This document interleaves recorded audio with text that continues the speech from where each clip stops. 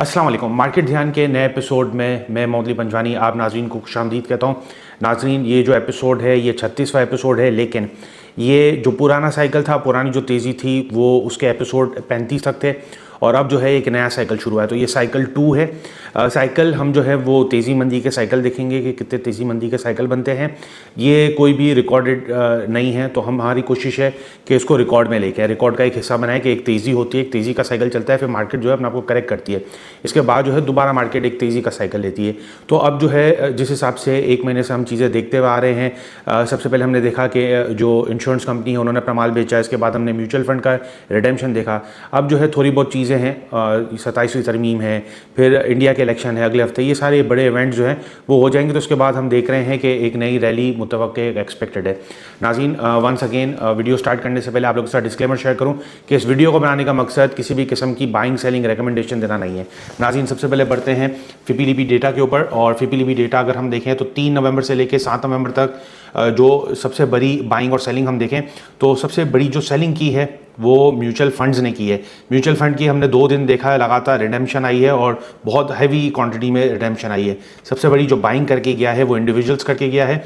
और इंडिविजुअल्स ने क्या बाइंग की है आप लोगों के साथ चीज़ें शेयर करता हूँ। तो सबसे पहले इंडिविजुअल अगर देखें तो कमर्शियल बैंक लेके गए हैं, दूसरे नंबर पर individuals he oil and gas exploration लेके गए हैं, तीसरे नंबर पर अगर हम देखें तो अदर ऑर्गेनाइजेशन ने बैंक्स को सेल किया है, म्यूचुअल फंड ने ऑल अदर सेक्टर में सेलिंग की है।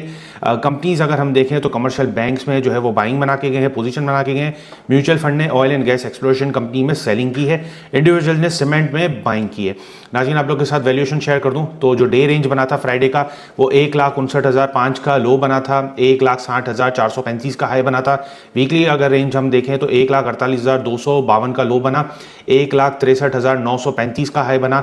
मंथली रेंज अगर हम देखें तो 1,56,327 का लो बना और 1,69,988 का हाई बना। जो करंट पी रेशो चल रहा है वो 9.28 का चल रहा है। एक्सपेक्टेड जो तवक्का की जा रही है मल्टीपल की वो 8.87 यानी 8.87 का चल रहा है। नाज़रीन, आप लोग के साथ KSE 100 इंडेक्स और सेक्टर के पी रेशो शेयर कर दूं। जो current P ratio KSE 100 index का चल रहा है 9.28 का, automobile assembler 9.34, automobile part 17.68, cable and electric goods 35.42, cement 10.16, chemical 15.53, commercial bank 7.50, engineering sector non applicable, fertiliser sector 8.35। Engineering sector में अगर हम देखें तो इंप्रूवमेंट आ रही है, इसकी जो एक्सपेक्टेड तवक्का की जा रही है 15.16 की है। तो इंजीनियरिंग सेक्टर में चंद स्क्रिप ऐसे हैं जो फिर इसमें रैली बन सकती है, जिनमें हमें थोड़ा फोकस रखना पड़ेगा। कोई स्क्रिप्ट आइडेंटिफाई होगा, इंशाल्लाह आप लोगों के साथ शेयर करूंगा।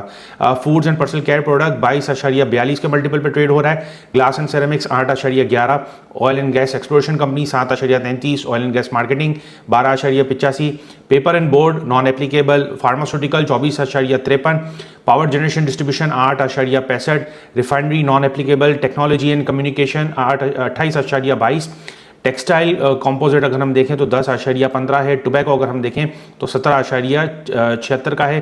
ट्रांसपोर्ट नॉन एप्लीकेबल है। नाज़रीन, आप लोग के साथ जो रेंज चल रहा है, जो ट्रेंड है अगर हम देखें तो जो है फिलहाल डाउनवर्ड है, साइडवेज पर है, लेकिन ओवरऑल अगर हम देखें तो ये जो ट्रेंड है उसका सपोर्ट पे मार्केट सपोर्ट के करीब खड़ी है। इसका जो सपोर्ट बन रहा है 1,54,966 का बन रहा है, जो कि जो पहली रैली थी उसका रेजिस्टेंस था। और अब जो रेजिस्टेंस बना है, नया बना है 1,92,894 का। तो जो लोग मेरे व्हाट्सएप ग्रुप देख रहे हैं, जो चैनल सुन रहे हैं, उनको मैं 1,92,000 की जो है वो नई नवीद सुना रहा हूँ कि 1,92,000 इंडेक्स दिखा सकता है, पोटेंशियल बन सकती है, चीज़ें मामला उस तरफ जा सकते हैं। RSI अगर हम देखें तो 45.81 का है, ओवरसोल्ड है। हाईली ओवरसोल्ड नहीं कहा जाएगा, ओवरसोल्ड है। 30 से अगर नीचे आ जाता है तो हाईली ओवरसोल्ड हो जाएगा। मैकडी में फिलहाल सेल ऑन स्ट्रेंथ बता रहा है, लेकिन मैकडी भी जो है थोड़ी बहुत रिकवरी पे आ गया है, तो हो सकता है पॉसिबिलिटी चांसेस हैं कि नेक्स्ट वीक जो है वो बाइंग ऑन डिप की हमें सजेशन देना शुरू कर दे। जो नेक्स्ट पॉसिबल ट्रेंड है वो साइडवेज करेगा और उसकी जो सपोर्ट है 1,32,868 है और रेजिस्टेंस 1,54,966 है। नाज़रीन, आप लोग के साथ जो MFS MTS का डेटा शेयर कर रहा हूँ तो 15 मई से जो रैली चली है, जो MFS MTS और फ्यूचर, ये जो ओपन पोजीशन है अभी भी 89 अरब रुपए की है। तो ये देखना है कि इंडेक्स और मार्केट जो है उसको मेंटेन करती है कि नहीं। या फिर अगर कोई डिप आता है तो इसमें कमी पेशी वाकई हो सकती है। तो अगर हम देखें तो MFS में जो ओवरऑल इजाफा हुआ है 15 में से अब तक पोजीशन में वो 105% हुआ है, MTS में 109.88% हुआ है और फ्यूचर में 77.30% हुआ है। फ्यूचर थोड़ा कम हुआ है, फ्यूचर 80 से ऊपर चले गया था, लेकिन अब जो है 77.30 के पास है।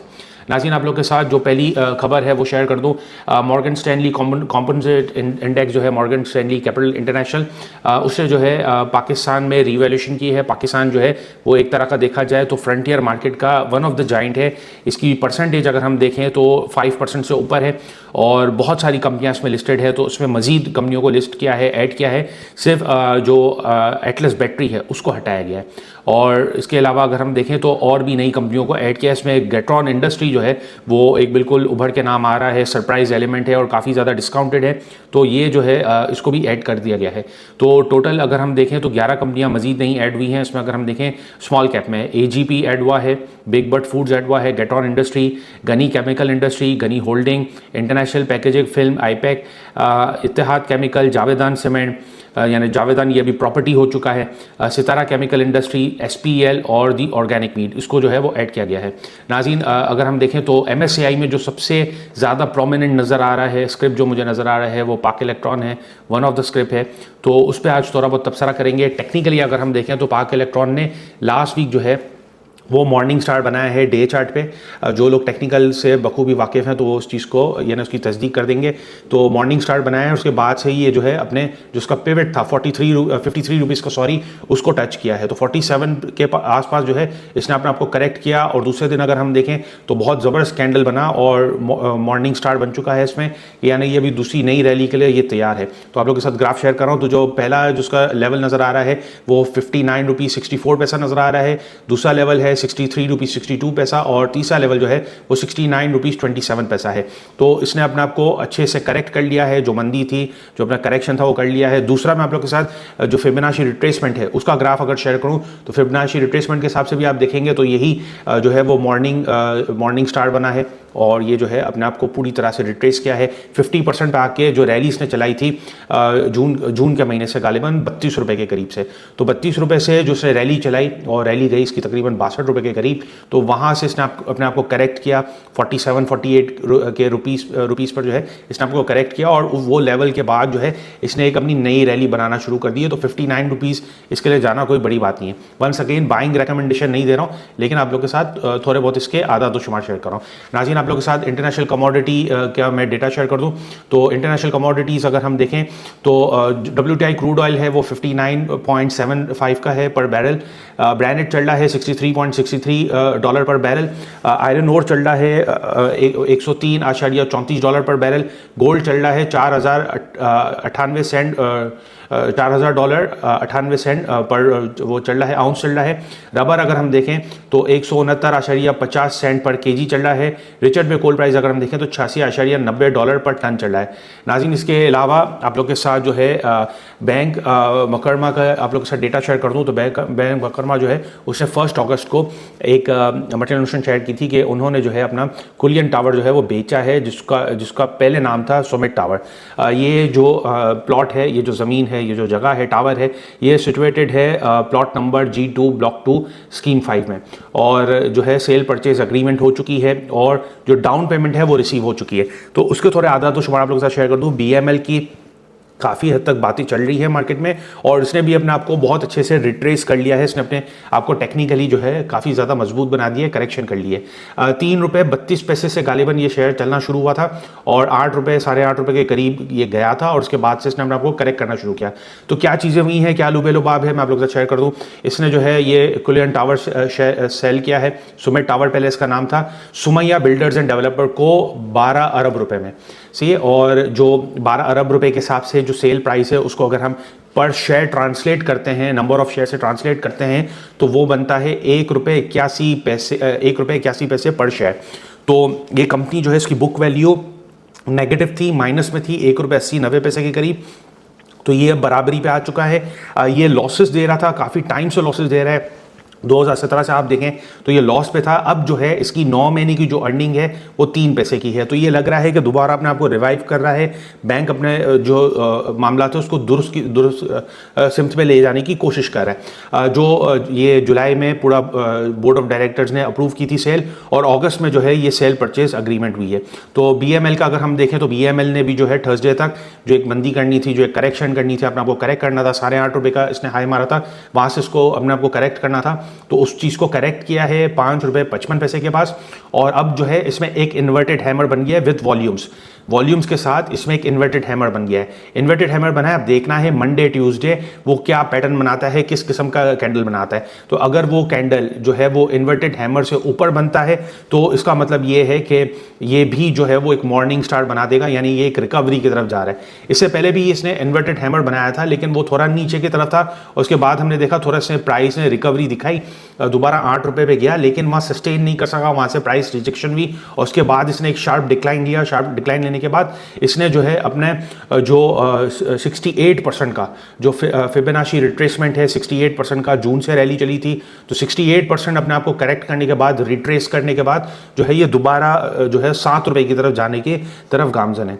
नाज़रीन, आप लोग के साथ जो है वो डिलीवर फ्यूचर का डेटा शेयर कर दूं तो सबसे बड़ी जो बाइंग खरी है वो पेस नवंबर में खरी है, फ्री फ्लोट का 21.77%, PI अगर हम देखें तो 14.29%, TPL properties 12.63%, NetSol 10.68%, TRG 10.59%, Waves app 10.35%, Treet corporation 10.34%, टेली 10.06%, Dewan Farooq motor 9.72%, NRL 9.05% free float का जो है वो पोजीशन करिए। तो इनमें आपको थोड़ा मोहतात रहना है, सेल ऑन स्ट्रेंथ करें, टेक्निकल पे देखें अगर ओवर वैल्यू चल रहा है या फंडामेंटली ओवर वैल्यू चल रहा है तो थोड़ा बहुत इसमें प्रॉफिट टेकिंग करें, या अगर फ्रेश बाइंग करनी है तो थोड़ा फिलहाल अवॉइड करें। नाज़रीन, आप लोग के साथ ब्लैंक सेल का डेटा शेयर कर दूं जो भाटा करा हुआ है। ब्लैंक सेल में सबसे बड़ा जो भाटा करा है वो पेस पाकिस्तान में है, फ्री फ्लोट का 2.81 का है। SSGC में जो शॉर्ट सेल करा है वो 2.14 का है। मुझे पर्सनली लग रहा है कि SSGC में जो SSGC ने अपने आपको करेक्ट करना था 44 रुपीज़ से ये जवाल पजीर हुआ, और तकरीबन 10 रुपये जो है इसने निकाल दिए, 34 रुपये पे आके इसने जो है अपने आपको करेक्ट किया है। 32 रुपये का भी गालिबन रेट दिखाया था, लेकिन अब मुझे लग रहा है इसमें जो शॉर्ट सेलर है, ब्लैंक सेलर है, वो फंस सकता है। नेट सोल तीसरे नंबर पे है, फ्री फ्लोट का 2.14%। गेल अगर हम देखें तो फ्री फ्लोट का 0.99%, के इलेक्ट्रिक 0.98%। वंस अगेन के इलेक्ट्रिक पे भी लोग बहुत शॉर्ट पे बैठे हैं, और हो सकता है कि के इलेक्ट्रिक रिबाउंड कर जाए अगर मार्केट में जो है पॉजिटिविटी आ जाती है, तो शॉर्ट सेलर ब्लैंक सेलर फंस सकता है। यूनिटी अगर हम देखें तो 0.73%, टैली अगर हम देखें तो 0.59%, फ्लाइंग अगर हम देखें तो 0.55%, NRL अगर हम देखें तो 0.44%, वेव्स ऐप 0.42%। नाज़रीन, आप लोगों के साथ MFS का डेटा शेयर कर दूं तो MFS में सबसे अलार्मिंग जो नजर आ रहा है हमें वो फैक्टो सीमेंट नजर आ रहा है। फ्री फ्लोट का 24.65% है। फैक्टो में भी क्या खबर है वो आप लोगों के साथ आपके साथ आगे शेयर करता हूं। बहुत बड़ा बदला खड़ा है, काफी ज्यादा कंसर्निंग है, और हो सकता है कि ये जो है वो एक अच्छी रैली भी बनाए, लेकिन इस लेवल पर जो है वो बहुत ज्यादा कंसर्न्स हैं, क्योंकि जो फ्री फ्लोट का बदला जो है वो बहुत ज्यादा खरा है। बदले का भी जो परसेंटेज होता है वो तकरीबन 22% 23% चल रहा है, तो यानी 22% 23% के बाद जो साल के बाद जो रखेगा तो उसको जाके प्रॉफिट होगा, तो इतना तो बंदा कमाने आता है, तो बहुत ज़्यादा हैवी खरा है। दूसरे नंबर पर अगर हम देखें तो TRSM है 19.56% है फ्री फ्लोट का। कोयल तीसरे नंबर पर है 16.17 फ्री फ्लोट का। TSBL 15.06 फ्री फ्लोट का। FNEL 13.02। वंस अगेन ये तकरीबन जितने भी स्क्रिप्ट मैं आपको बता रहा हूँ सब जो है हाईली स्पेकुलेटेड स्टॉक है। इनके पीछे जो खबर है वो इतनी ज़्यादा मटेरियलाइज नहीं हुई है और तकरीबन स्पेकुलेशन पे ही काम चल रहा है और एक आध ऑपरेटर ही चला रहे हैं, तो पार्क भी हो रहा है, तो हो सकता है कि पब्लिक ने पार्क कर लिया हो MFS में और ये जो है गले का हार बन सकता है। BNL अगर हम देखें तो 11.62 फ्री फ्लोट का। वेव्स देखें तो 10.39, जाल 9.84, मांडवी वाला मसूर जो है वो 8.71, इमेज अगर हम देखें तो 7.6। नाज़रीन, आप लोगों के साथ फैक्टो का डेटा शेयर कर दूं। फैक्टो सीमेंट का जैसे मैंने आपसे कहा 24% जो है वो फ्री फ्लोट का बदले में खड़ा है, MFS में खड़ा है, तो ये बहुत ज़्यादा अलार्मिंग है। तो इसमें वाह क्या है जिस वजह से इसमें तेज़ी हुई है, तो इसमें वाह ये है कि कंपनी ने जो है वो अपना एक रावलपिंडी के पास एयरपोर्ट के पास जो है एक ज़मीन है, उसको बेचा है और वो जो है ट्रांसलेट हो रहा है तकरीबन 3 अरब के करीब ही वो ट्रांसलेट हो रहा है। और उसको अगर पर शेयर अगर हम ट्रांसलेट करें तो 6 रुपये 70 पैसे का जो है वो इम्पैक्ट आता है। 6 रुपये का 70 पैसे का इम्पैक्ट आता है। इसकी बुक वैल्यू जो है वो 104 रुपये की है, तो काफ़ी ज़्यादा हैवी नज़र आ रहा है फिलहाल। और हो सकता है कि पस से पड़ता और भी कोई ऐसी न्यूज़ हो और भी कोई मटेरियल नुकसान हो जिस वजह से जो है ये एक तेज़ी कर रहा है। लेकिन फिलहाल यहाँ पर फ्रेश बाइंग बनाना बहुत ज़्यादा रिस्की है। मैं इसमें सेल रेकमेंड नहीं कर रहा, ना बाइंग रेकमेंड कर रहा हूँ। मैं ये आपको जो डेटा बता रहा हूँ वो डेटा के बिना पर मैं आपको बता रहा हूँ कि ये चीज़ों में थोड़ा बहुत मोहतात रहना है। अगर आपको बाइंग करनी है तो अपने रिस्क मैनेजमेंट करनी है, रिस्क एपेटाइट को देखकर करनी है। अगर सेल कर रहे हैं तो भी जो है अपनी चीज़ों को पहले देखना है। ऐसा नहीं हो आप सेल करें और वो चीज़ मजीद ऊपर जाए और आप जो है वो करें, क्योंकि मेरा किसी किस्म का कोई क्लेम और ब्लेम नहीं है। मैं आप लोग के साथ जो आदाद शुमार है, जो डेटा है वो शेयर कर रहा हूँ। नाज़रीन, उम्मीद है आप लोग को ये वीडियो पसंद आई होगी। अब तक लेता ही मुझे दीजिएगा इजाज़त। अल्लाह हाफ़िज़।